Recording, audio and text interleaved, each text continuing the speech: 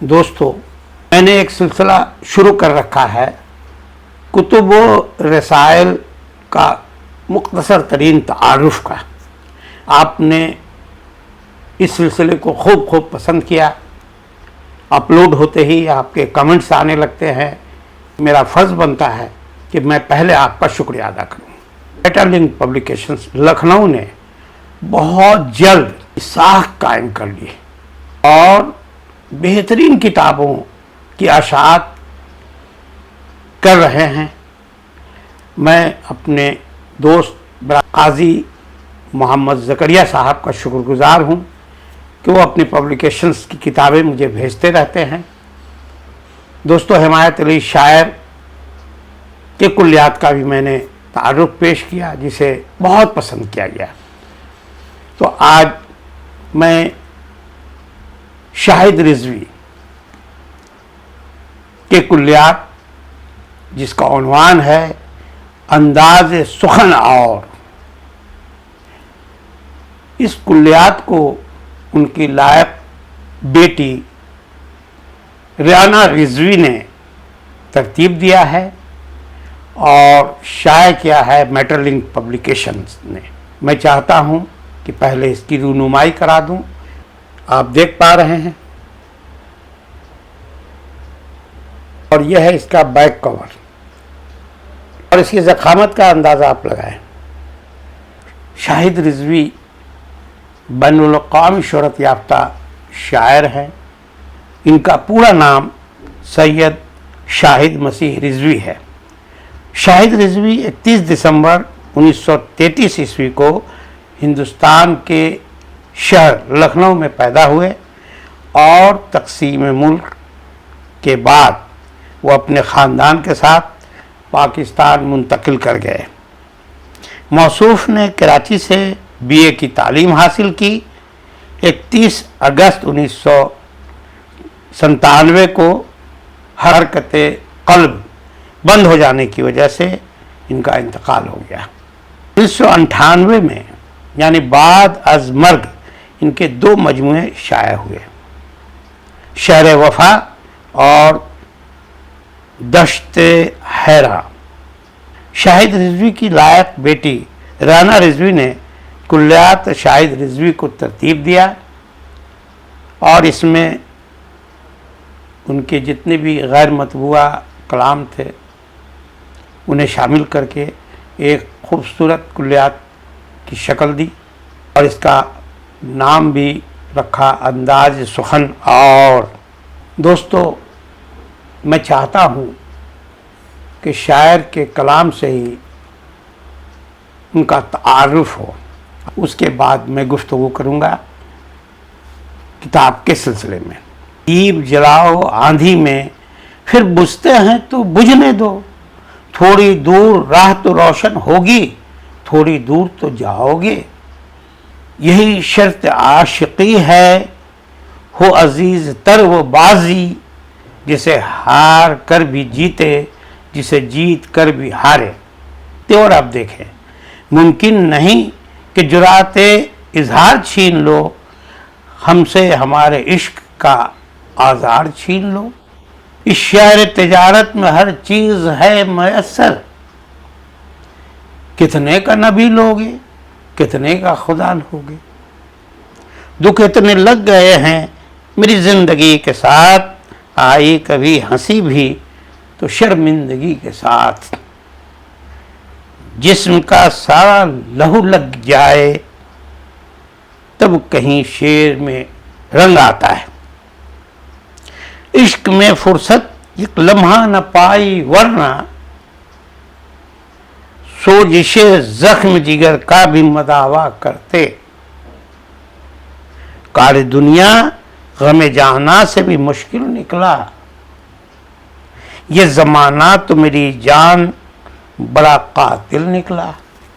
حسب روایت میں سی پیج سے شروع کرتا ہوں۔ اس کلیات کی اشاعت اول 2024 عیسوی کو کراچی میں ہوئی۔ اس کے بعد اشاعت دوم ہندوستان میں قاضی محمد زکریا صاحب نے اپنے पब्लिकेशन मेटल पब्लिकेशन से शाये किया। रेहाना रिजवी ने इस किताब का इंतसाब किया है उन आँखों के नाम जिनमें एक नई शहर के ख्वाब हैं। मरतब ने इसकी तरतीब में किस तरह का हुस्न पैदा किया है। पेशलब रेहाना रिजवी ने लिखा है, पैदा कहाँ है ऐसे परागंदतबा लोग। इमाम अली नाजिश साहब का एक मजमून है। हैरा कदे की शायरी वारिस रज़ा का मजमून है। तबक़ाती शऊर का नुमाइंदा शायर शब्बीर आज़ाद का मजमून है। और आखिर में रेहाना रिजवी ने भी एक मजमून लिखा, ज़मी खा गई आसमां कैसे कैसे।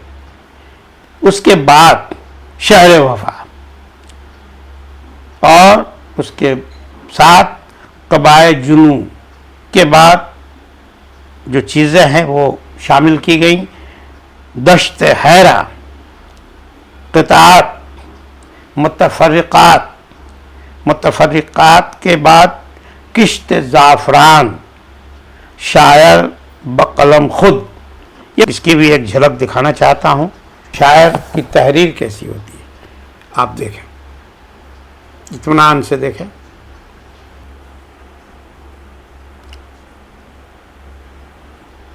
मुझे बहुत अच्छा लगा कि शायर के ख़त में उसका कलाम हो। शाहिद रिजवी साहब तारीख़ भी लिखा करते थे, अपनी तख्लीक की तारीख़ आप तारीख़ भी देख सकते हैं। इस कुल्लियात के मुताले से इल्म आगाही में काफ़ी इजाफ़ा हुआ।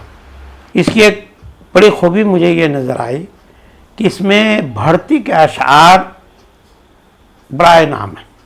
तालिब की तरह अपने कलाम का इंतखाब करना बच्चों का खेल नहीं है।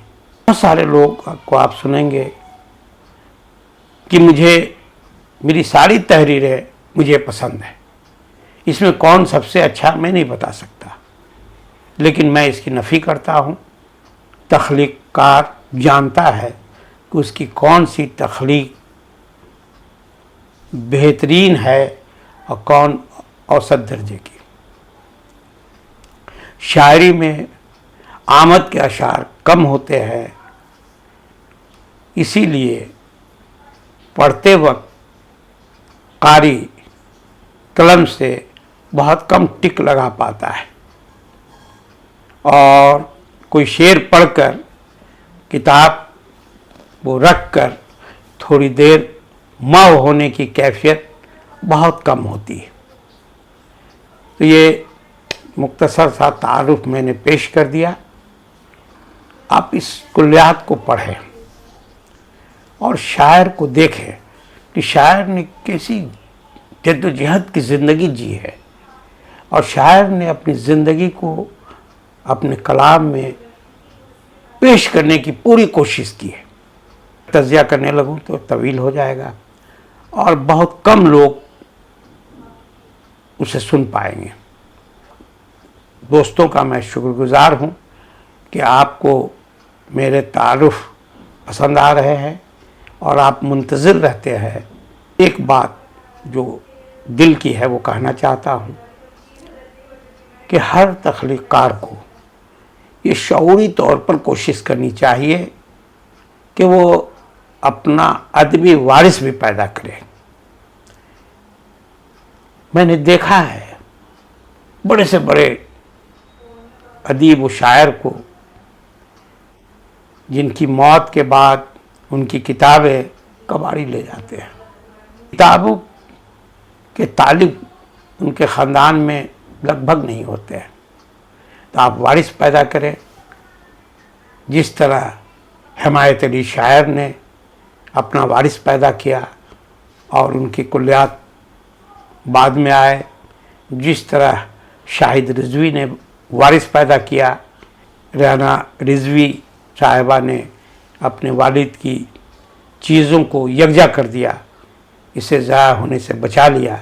میں ان کا بھی شکریہ ادا کرتا ہوں کہ ان کا یہ خراج اپنے والد کے لیے بہت لائق تقلید ہے، اور قاضی محمد زکریا صاحب کا بھی شکریہ ادا کرتا ہوں کہ انہوں نے اسے بہت خوبصورت انداز میں دیدہ زیب کور، صاف ستھری طباعت اور فنکاری کے ساتھ، جسے کہیں کہ بہت ہی جاذب نظر کلیات کو شائع کیا ہے۔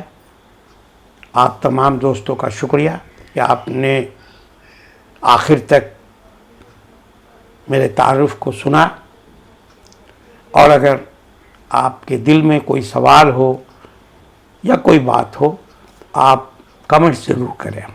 کمنٹس میرے لیے فیڈ بیک ہے، تو آپ لائک بھی کیجئے، کمنٹس بھی کیجئے، اور دل چاہے تو شیئر کیجئے، نہ چاہے تو نہ کیجئے۔ میرا کام ہے، میں کر چکا، اب آپ کا کام آپ جانیں۔ بہت بہت شکریہ تمام دوستوں کو۔ السلام علیکم۔